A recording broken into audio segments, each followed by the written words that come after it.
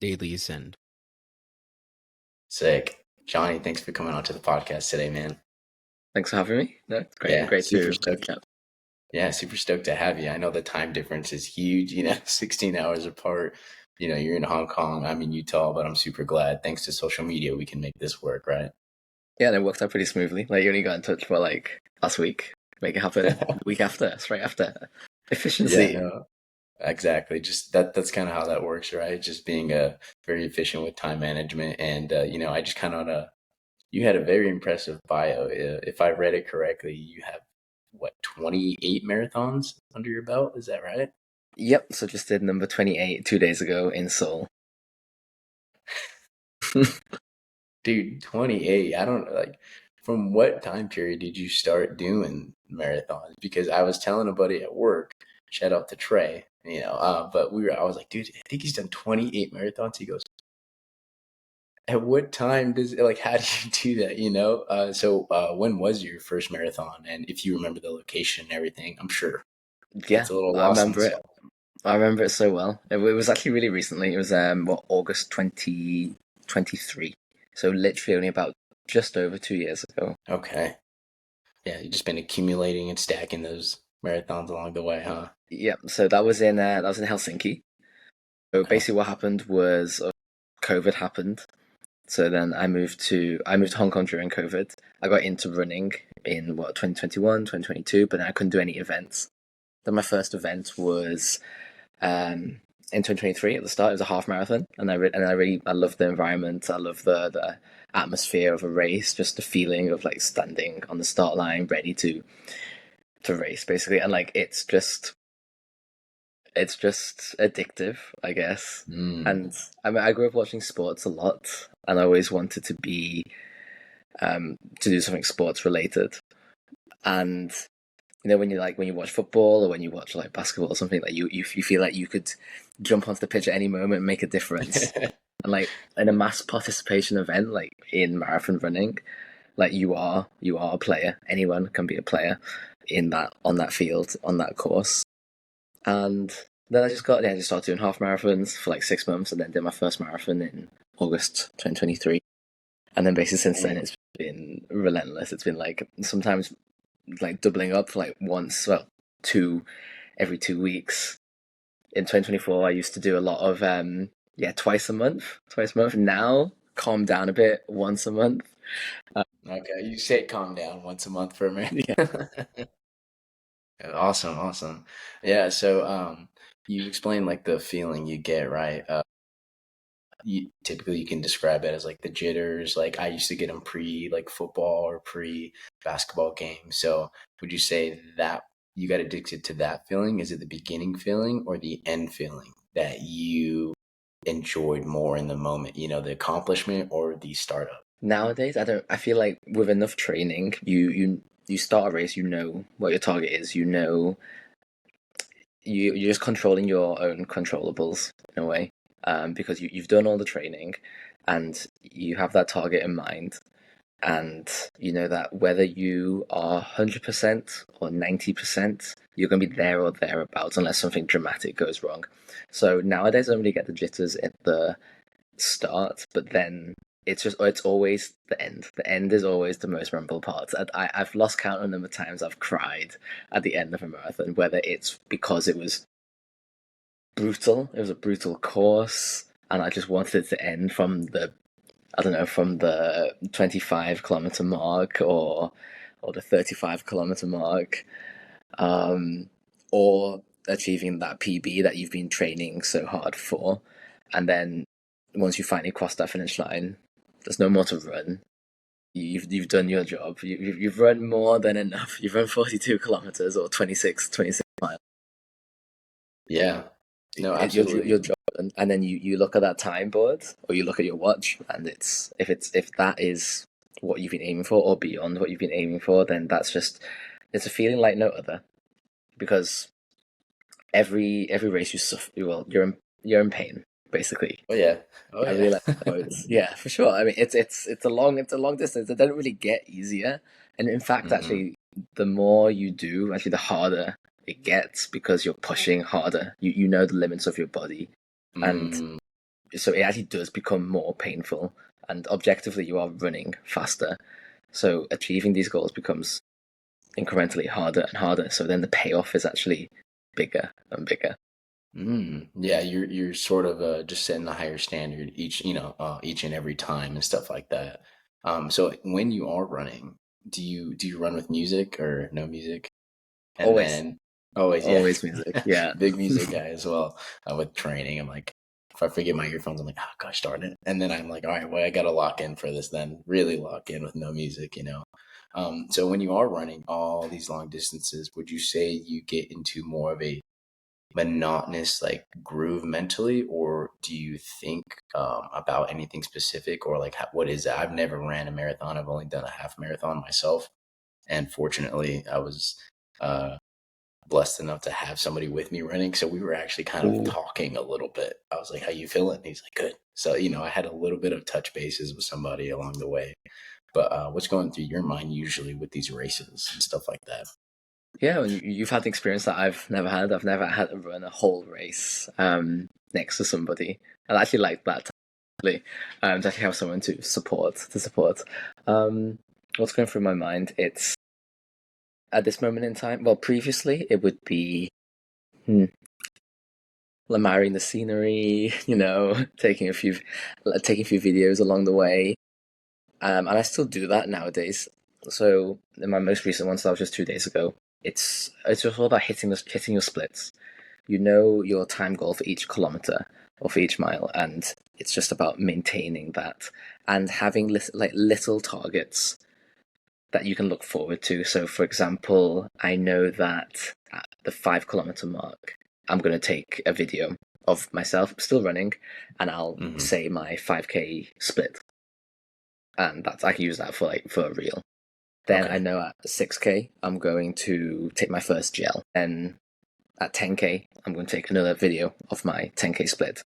12K, I take my second gel. And and then throughout that time, I always run with a little 250 ml water bottle as well. So I know that in between that, so maybe say between 6K and 10K, maybe at 8K, I'll have a sip of water or of the electrolytes that I have in my bottle. So it's just about breaking down. I mean, it's a really long race. Just break it down Yeah. into smaller, manageable parts where you've got a task to do basically. It's like a checkbox, and you just add in these tasks. So, and it's always beneficial for the race as well. You need to drink water, you need to take your gel, and for Instagram, I need to record a little bit. So it's Yeah. so No, it's absolutely. down. So of Okay. what I'm thinking So about, yeah, locked yeah, into what's coming next. gotcha. So it's like you set your mind on the one small goal, the next small goal, and then so on and so forth, and then it just adds up to the one big goal. You'd say, right? Yep, and eventually you'll get to by doing that, yeah, you'll get to the the 30K mark or something, and then that's when you really lock in. And I always say when I get to 32K or 32K, I've got 10 kilometers left.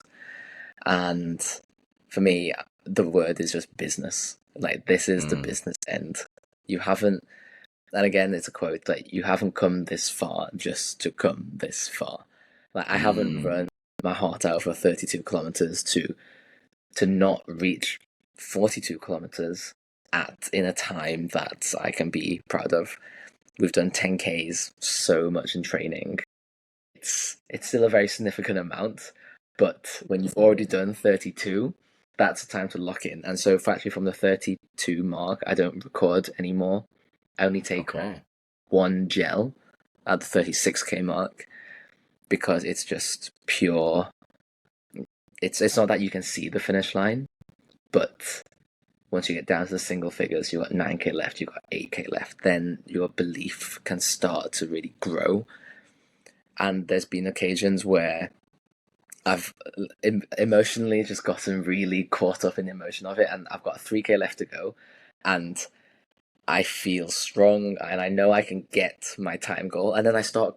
And then it's just so overwhelming. I start crying at like the 30K, 39K mark already Yeah.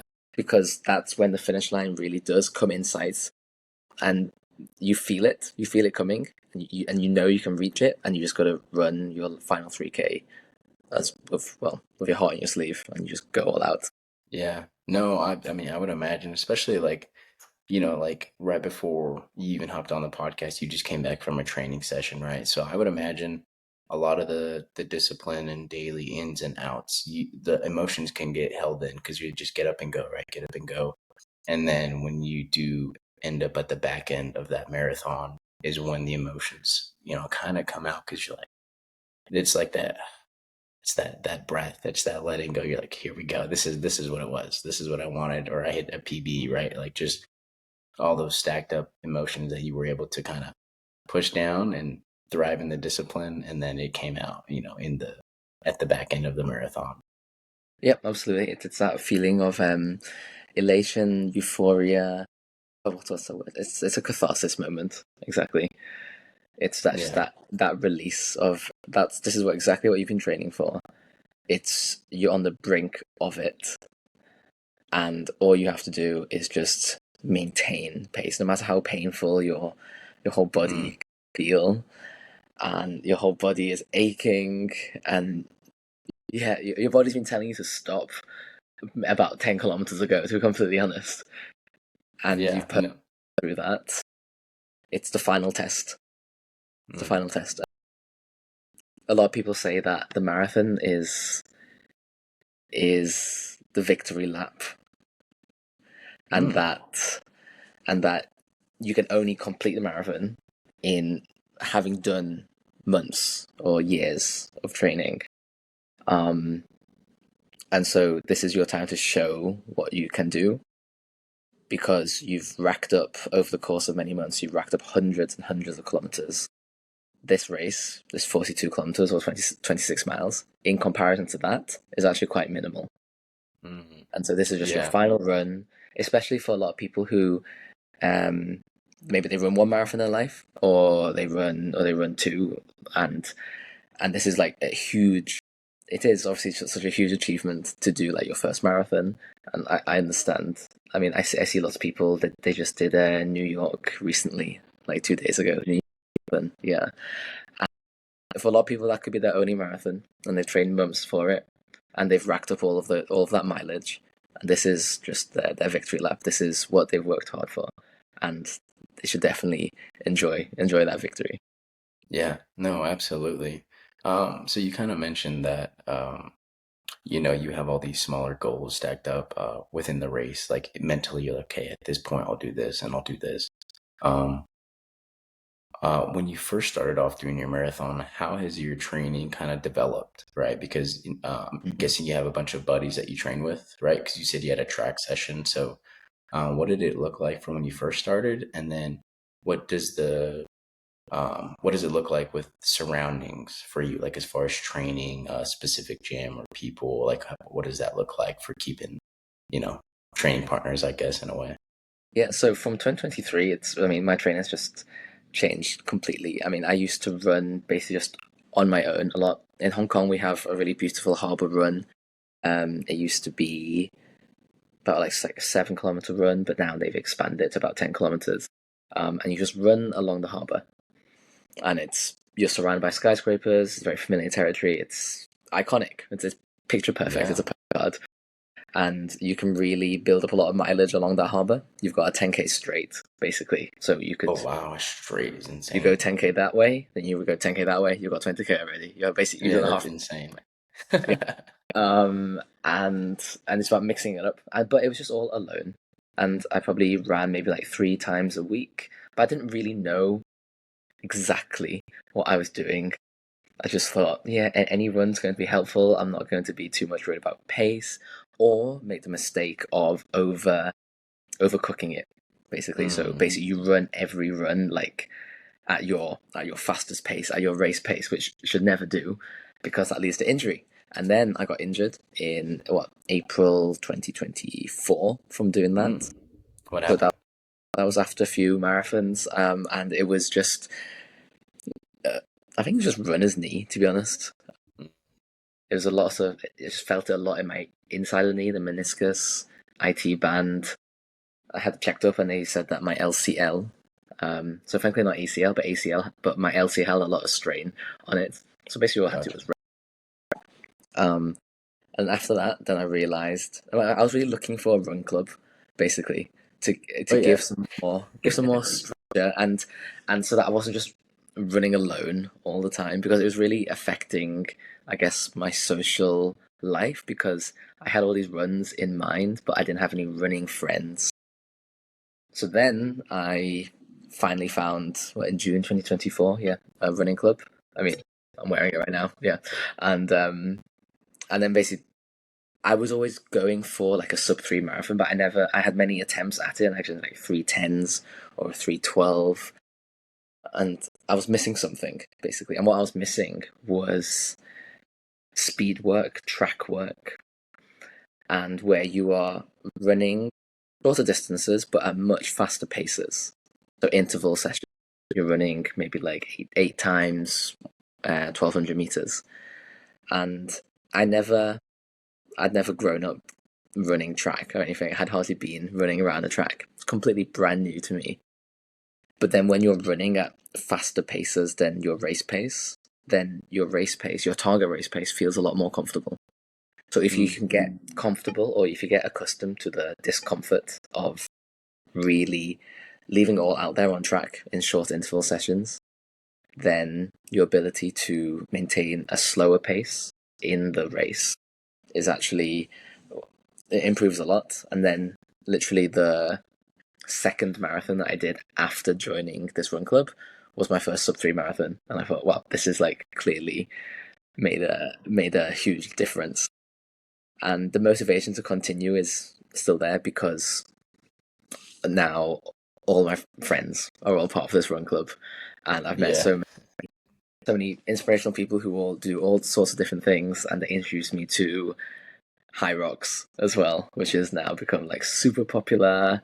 Oh And, yeah. Oh and yeah. yeah, and I'm sure we can discuss a lot about High Rocks as well. And then trying to balance High Rocks training with marathon training, which has had a very interesting effect as well, actually. Yeah. Well, perfect segue. So, like, since you brought it up, I did see that you did do a doubles high rocks, right? And then you have some singles under your belt as well, right? Yep. Okay. Yeah. So I've So done. when was your first high rocks? Yep, the first High Rocks was November 24. So I'm coming up to my first year anniversary, basically, of doing High Rocks, and I've now done. I've got a list. I've done 17 High Rocks races. 17, Yeah, in I brother. think Didn't know around it was maybe that many. 11 or 12 different locations.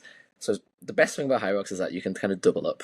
Like with a marathon, you run your marathon. Like you can't double up. There is no second marathon to run, right? It's done. It's Yeah. dusted. With High Rocks, if it's a weekend event, you can race a singles on the Saturday. You can race a doubles on the Sunday. So you can double up. So that's how Damn. I've got to 17 in a year. The reason why I started High Rocks training was not because I was really interested, or I thought it was something to do, something for me. I always thought Something all this physical. strength stuff. Like I'm what 5'7". I'm not a particularly tall person. I've always been not particularly bulky either, and when you do marathon training, you don't really bulk either. But I've always been interested in the effect of like strength, like real strength and conditioning on running training and injury prevention in particular. So then the run club started doing High Rocks sessions in the gym, and I thought, okay, I don't know what High Rocks is, no idea, but I know that strength and conditioning is good for me, and I don't want to get injured again, so I'm going to join their High Rocks strength and conditioning classes. Still didn't really intend to do the event. Then October 2024 came around, and there was a singles ticket that was being sold from someone who got injured. And I thought, okay, right, we're about a month away from the actual event.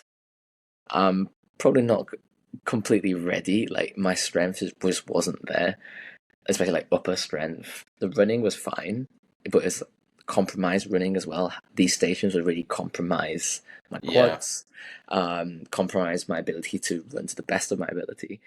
But you know what? Let's just go for it straight away. And a lot of people, their first hierarchy, it could be a relay, it could be a doubles. And I thought, nope, it's going to be a singles. So went straight in. It was an okay time, but the best thing was it was a fun time. And immediately Mm-hmm. after that, I said, okay, this is not going to be my last High Rocks. I really enjoyed this event. It's so different to marathons. The atmosphere, obviously, all the stations that you have to do. It's a completely different race to marathons, and I love it. The variety is, and then I could also feel myself getting stronger. The core of it is obviously still running, so that's still my strength in it. It was Mm-hmm. just all about getting stronger, and I thought it's not a bad Okay. idea to get stronger So for you, 25. yeah, you did describe like you had a feeling for marathon, and you have 17 high rocks under your belt now. What is the different feeling? Do you get that same jitter and that same after feeling, or what's the major difference between the two in terms of feeling?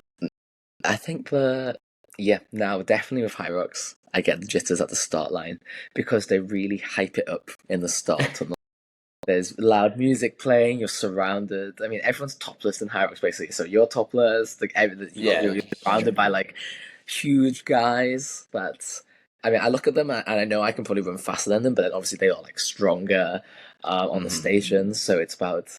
I think that's what I love about High Rocks actually, because it doesn't matter what your build is. Everyone can have a strength in High Rocks. Um, because if you're too big, then there are some stations that you're not necessarily going to be that fast at. Um, it's just about having that that functional strength and training and the practice, I suppose, to get through it. And so I do get jitters at the start line because it's a much shorter race. If you don't get it right from the beginning, it's hard to it's hard to get the results that you really want at the end. For example, if you go out too fast at the beginning, your heart rate could spike, and you get to the fourth station out of eight, and your heart rate is like 185 or 190, Yeah, and you're it's just so hard. redlining, trying to maintain, right? You're just It's maxing it's out. so hard to bring that down. Then you start off too slow, and then you finish the race with, I've got more left in the tank, because if it's over maybe like 1 hour 10 minutes, 1 hour 15 minutes in a single, something like that, Hmm. then you feel like, oh, then maybe I could have pushed harder. It's so hard to get the right balance between pushing hard, but then not pushing too hard too early in High Rocks. So Gotcha. your technique has to be so refined in High Rocks. Gotcha. What station? Because I know there's seven stations, right? And then Eight, seven or eight, eight, eight, yeah.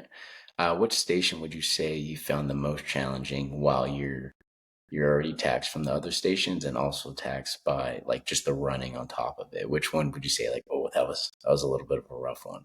It's always sled pull. It's So with men's weights, you're pulling 100, 102 kg.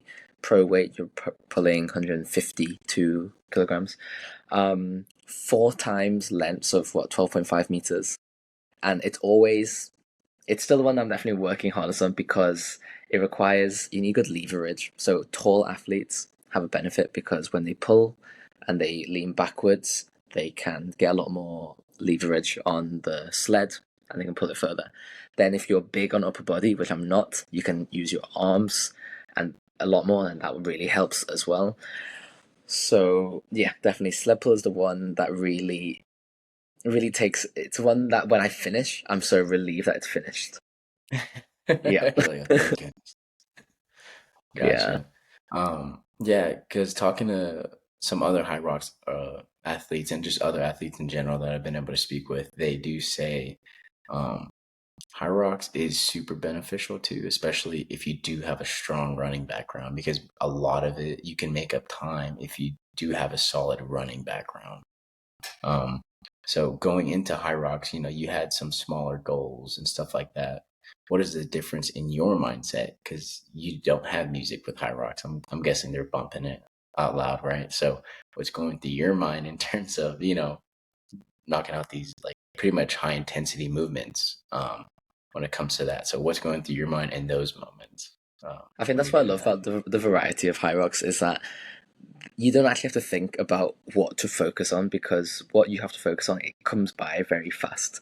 if you're running your first kilometer, you run it maybe what 3 minutes 50 or 4 minutes. Then you get to your first station, and all these basically on average take around what 3 to 4 minutes to complete.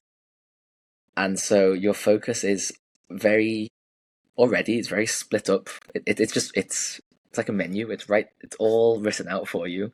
Okay. The plan doesn't change. Like you're not in control of the format of the race. The plan doesn't change. For 4 minutes you concentrate on the run. For the next 4 minutes you concentrate on the ski. For the next 4 minutes you concentrate on the run. Then you do your push, and then it's a lot more. Yeah, it's just well defined, and it's not really in my control. So I think it's actually very easy to focus in a high rocks because what you have to focus on is right in front of you and you see it. And when you run into the rock zone and you have to run past all the other stations, like you know what's coming next. Yeah. um, That's fair. yeah, That's fair. Yeah, it is you pretty know much exactly what's mapped coming out for you. next. Yeah, with high rocks. Yeah. Okay, gotcha. So with all of this like high level of training, I mean, you train every day, I'm guessing, and stuff, right? And different things. So what does it look like with balancing training and recovery for you? Are you just kind of planning out your own recovery and training, or are you under a specific program, or what does that look like for you? I never used to take recovery that seriously. Like everyone always makes fun of me that I have very tight hamstrings, that I don't stretch or anything, that I'm very inflexible, which is true. I Okay. am very flexible. Um, Especially the running part, because I always felt that in the original races, in the first few races, then I would really feel it in my quads, in my calves for like maybe 3 days afterwards. But now I'm not entirely sure. Maybe it could be a diet related thing or a sleep related thing, that I just get enough sleep or I just eat healthily enough. Mm. But for example, 2 days after a marathon, I could probably run another one, Dang. which is I mean, and that's then pretty good that's recovery how you it want. works for like back like when you're having two marathons in 2 weeks, you have to have that fast recovery. But then recently, I have started doing more ice bath and saunas, um, which I'm still working out. I'm still working out the effect of that, but I know it's a good idea. I know that ice baths are good for reducing inflammation, good for recovery, so you can go hard on in your next workout as well. Saunas can help just like loosen up the muscles. Yeah, love They're a good good for sauna everything, stretch. basically. So if I just have to ask myself, am I doing everything that I can do to maximize my performance? So I had a look at myself and I said, okay, I'm sleeping enough, I'm eating healthily enough, I'm training enough. What's missing? What else can I do? There's supplements. I've started taking creatine, and then there's recovery. I said, okay, I know I haven't taken recovery seriously enough, so Hmm. this is now time to just do it. And then I can look back at myself and say, okay, am I doing everything? Yeah, yeah, I'm doing everything. Gotcha. Okay. And then what as far as like diet goes, do you kind of ramp up your food intake when you're getting closer to a marathon? But I imagine you want to maintain kind of lighter weight, especially when you're going for new PBs and stuff like that. So like as far as diet goes, do you tend to have a little bit of like a higher carb, higher protein? What does that look like for you? Yep. So then that's also something I've been trying to work out as well. So with Hyrox training, I've definitely upped my protein intake for sure, for Hmm. muscle growth. But then when it comes up to a race, especially when it comes to a marathon, then if a marathon is on the Sunday, then on the Wednesday I start reducing protein intake and increasing carb intake, Mm. um, just to have that glycogen storage. And I don't mind if I just feel like full all the time, because I know that from previous occasions, I know that feeling of feeling empty during a marathon, which is Well, there's the nothing in worst that feeling. storage. Yeah, when you know you haven't eaten enough in the days preceding the race. So, and I know that I'm not eating unhealthy carbs either. They're whole foods. They're like rice, potatoes. I know pasta's not whole food, but pasta is not It's particularly pretty dense, unhealthy. yeah. Yeah, exactly. And so I'm not carb loading on like high fat pastries or like croissants or donuts or anything. Like they have their purpose, because they're like fast release sugar, fast release energy. Yep. Um, in a certain, they have their purpose, but I don't have them in my diet, because I rely mainly on, yeah, whole foods, especially rice. Yeah. Yeah, no, absolutely. And then what is your preference when it comes to protein? Are you more of like a beef, fish, chicken? What do you prefer when it comes to protein Exactly, and fats? exactly those three. I guess chicken breast, or any part of the chicken, to be honest, but steamed.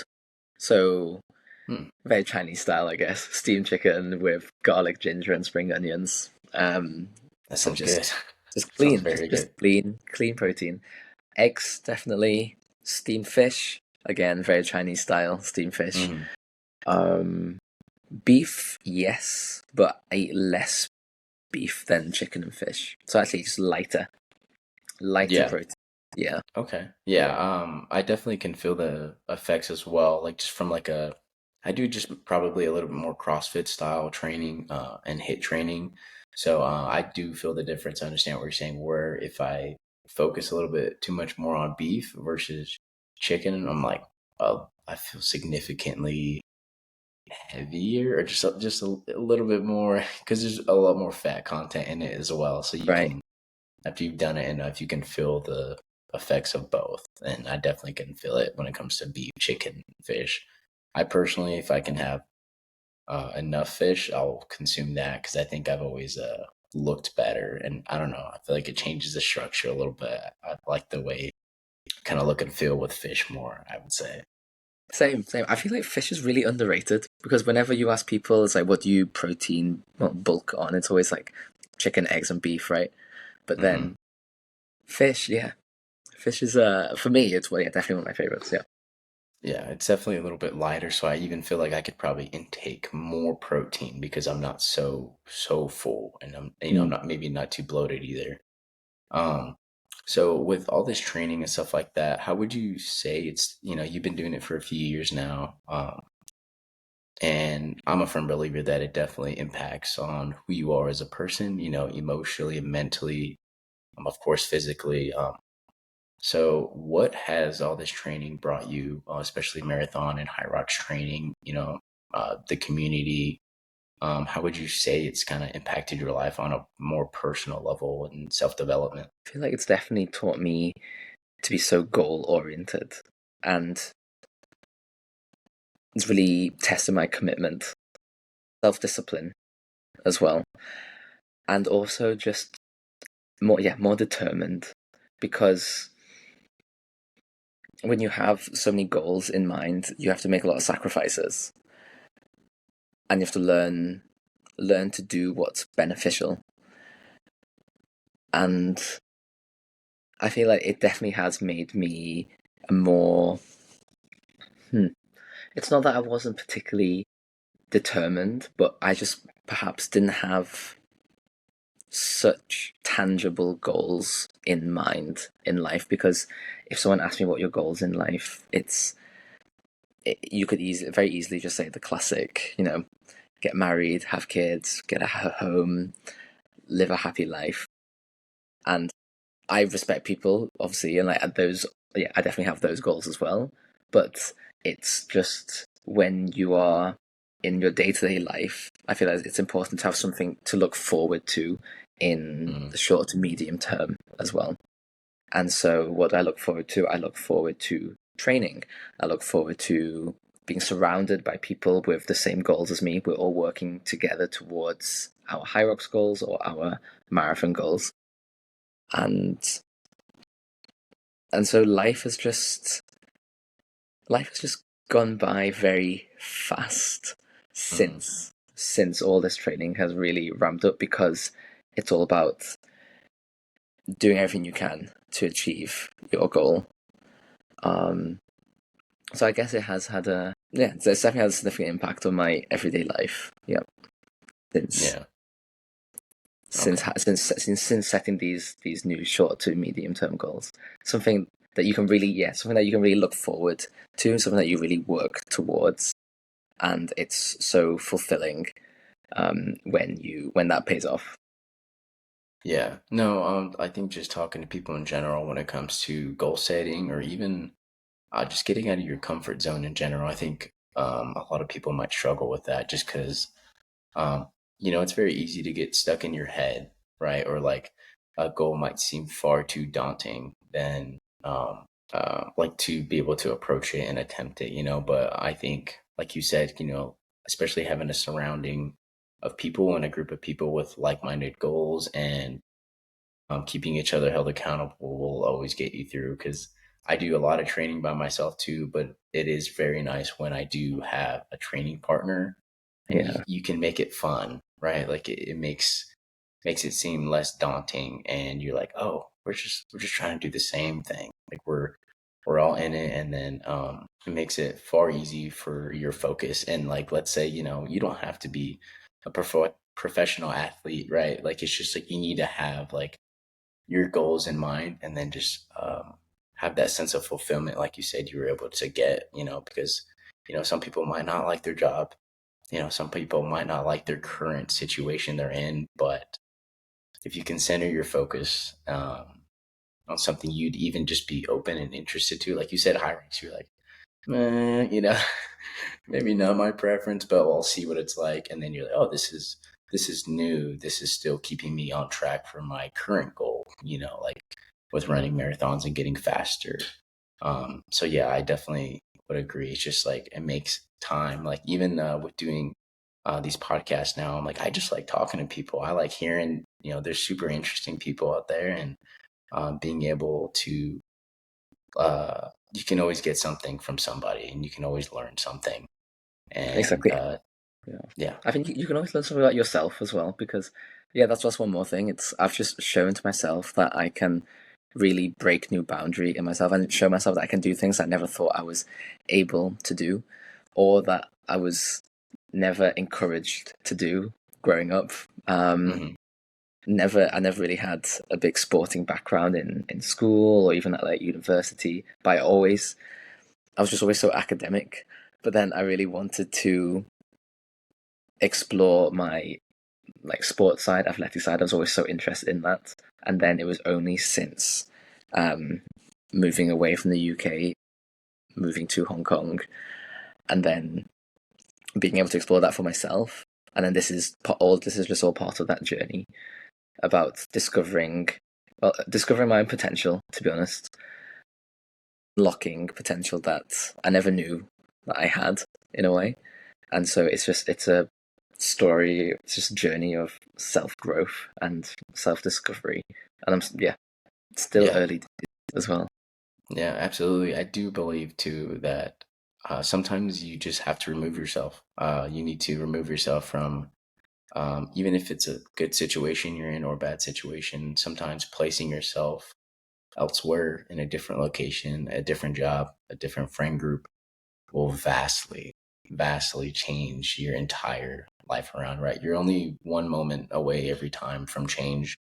You're one click away from turning off your alarm to turning on your alarm to getting up, right? It's always just the one step. There's one step you take and it'll lead you down an entirely new path. Like it's immediately carved out the second you decide to have a new decision and one um particularly that's guided for your path that you feel is called for you, you know. And so it seems like you've took that path, you kind of uh, placed yourself in a situation and entertained and looked more into the goals, the physical goals that you wanted. So, like going from here, um, what would you say you would like for your future goals to be? Like, what do you have a future goal right now that you're kind of it's lingering in the back of your mind? Mm. Well, I mean, my last marathon, yeah, my last marathon was kind of mind blowing to be honest because I kind of reached my goal that I was going to set for 2026. So I was going Oh, for yeah, my goal for 2026 was to get a 2:45 marathon, and I somehow got that like 2 days ago. So now I'm in this process. So it's actually a very apt time to ask me this question. What are my goals for the future? Because a new year comes around, we need to set a new goal. And so it's just about, I think the main thing is not necessarily about marathon performance or high rocks performance. It's just about what I'm concentrating now is growing my message, I guess, through social media. Because when you look at typical high rocks athletes or marathon athletes, they've been in like marathon people, yeah, they've been in sports, they've been in athletic teams, university teams, secondary school teams. People ask me, "Oh yeah, like did you run track at school or something?" I was like, "No, no, I didn't. Like I don't come from a particularly sporty background, and yet my marathon time seems to indicate that I did." And I know there are a lot of people who are probably a bit like me, where they haven't had the opportunity growing up to explore their athletic potential, and for a variety of reasons. So mine was probably, I guess, just a bit of, well, parental in a way, because I was always encouraged to go through more the academic side. It could also be prejudice. It could be like racial prejudice, for example, in countries like, well, in the UK or Australia or America, Canada, wherever, where Asians in particular, I'm just speaking from an Asian perspective. Yes, Asians in Yeah. particular, we do have that stereotype of not being particularly athletic, of being more book smart, and we just have to grow up in that environment. And so, I guess my goal is just to spread the message that no matter what background you come from, no matter what background you come from, if you have a passion that you want to explore, all you have to do is exactly like you said, just take that first step, branch out, take that leap of faith in yourself, persevere, and it'll take a lot of perseverance, break through stereotypes, break through your own personal boundaries, and you literally do not know what you will be able to achieve once you put yourself onto that path.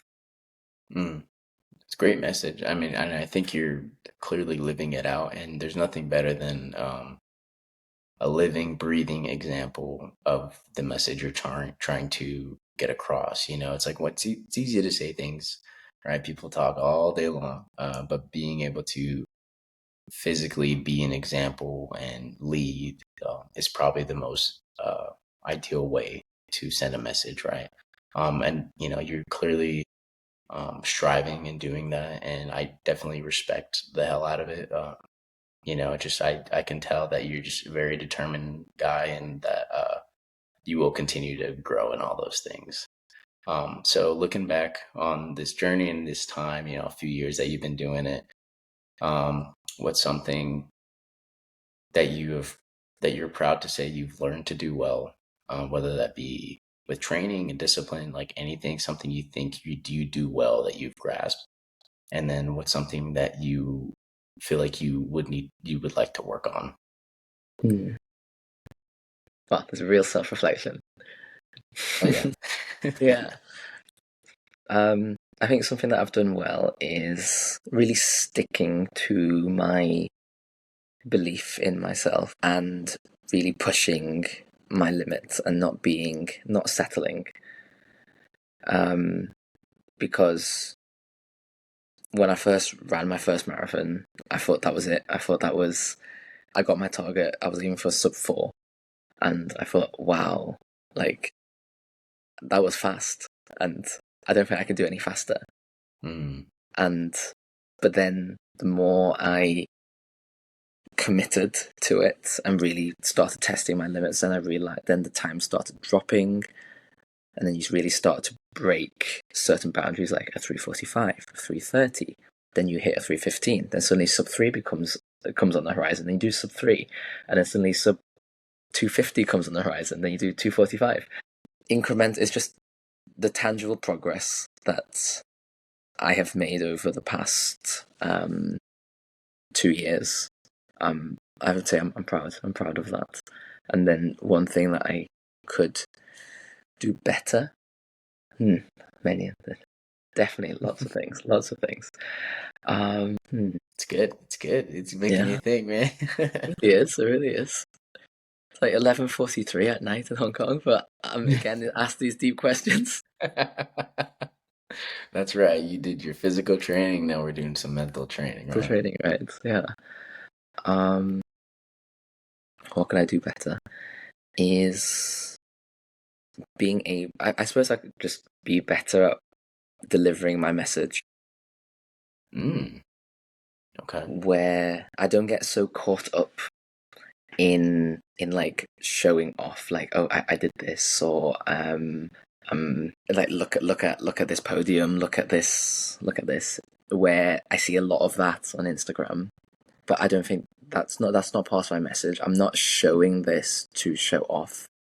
It's delivering the message in a way that I'm showing it to inspire, to show Mm, that if someone like me can reach this goal, then I want people to look at that and really believe that with the right discipline and determination, then you really also can as well. And that there is, it goes back to actually one of my favorite quotes, that actually from Elliot Kipchoge, like, no human is limited. And that, I guess, is the message that I kind of want to embody, and the message I want to deliver as well. And so I guess I can prove on, yeah, not getting caught up in, or just staying focused. Yep, staying focused on that message through my content.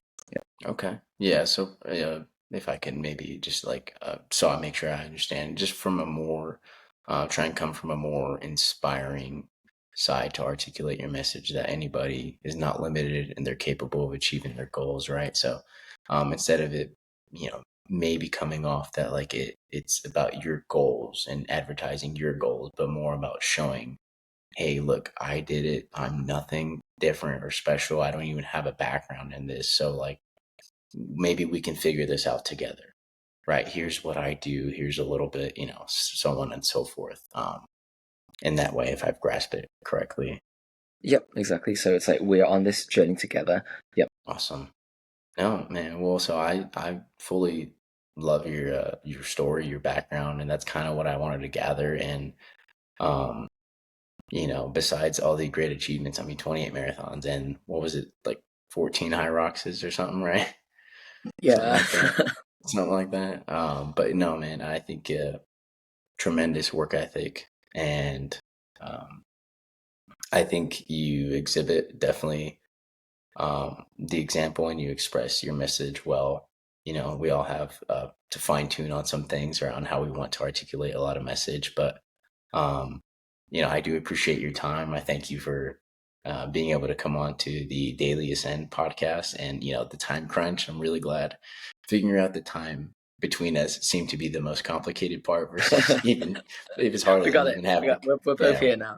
yeah, we ended up figuring out. But no, I just want to thank you and wish you best of luck when it goes to achieving those goals. And I'll definitely be supporting you from over here in the US, in Utah. I'll be, watching your growth and your progress, and I'm excited to see it, man.